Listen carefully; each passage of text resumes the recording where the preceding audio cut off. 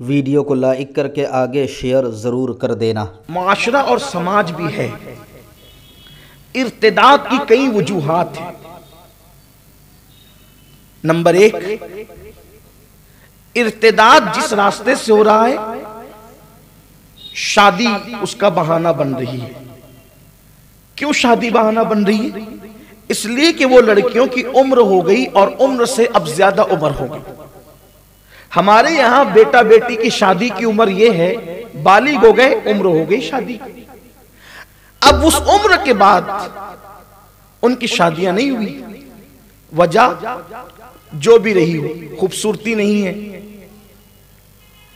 जो लोग उन लड़कियों को मुर्तद बना रहे हैं भगा के ले जाकर, वो उन लड़कियों की खूबसूरती नहीं देख रहे हैं, क्योंकि उन्होंने तो रखना ही नहीं है ना। उन्होंने तो करना ही है, ले जाना है, चंद दिन साथ रखना है, उसके जिस्म से खेल लेना है, खिलवाड़ कर लेना है, बाद में छोड़ देना है। न घर की रहे न घाट की रहे, यह मंसूबा है। इसलिए उसकी खूबसूरती भी नहीं देखी जाती, जैसी है ले जाया जाता है। चेहरा सादा सीधा है, बहुत ज्यादा खूबसूरत नहीं है, किसी ने रिश्ता नहीं किया। मेरे भाई, किसी ने नहीं किया, रिश्तेदार तो कर सकते थे ना। सिला रहमी का मतलब सिर्फ किसी को पैसे रिश्तेदार को देना थोड़ी है।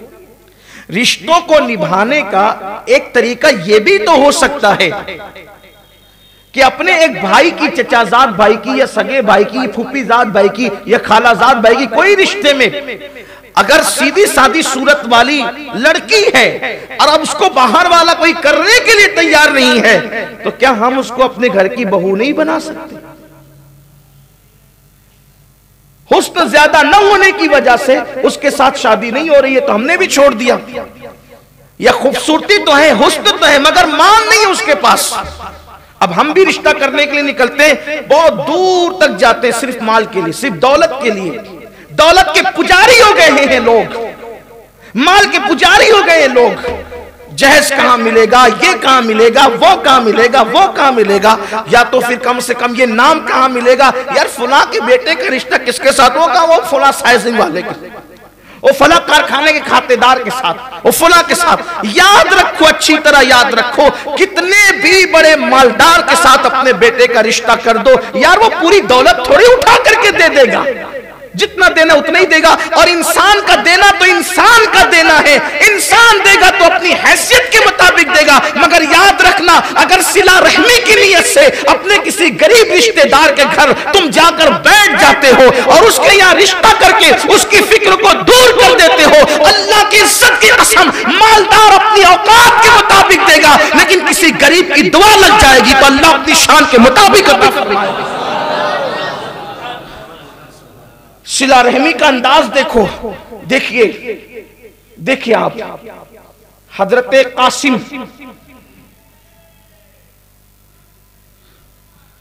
हजरत कासिम बेटे मोहम्मद इब्ने अबू बकर के, ठीक, उनकी बेटी उम्मे फरवा जो सैयदना इमाम जाफर सादिक की अम्मी है। हजरत मोहम्मद बिन अबू बकर और अब्दुल रहमान बिन अबू बकर, ये दोनों भाई भाई समझे हुए हैं, आपस में रिश्ता किया है। फिर देखें, इमाम हसन और इमाम हुसैन दोनों भाई भाई समझे हुए हैं, आपस में रिश्ता किया है।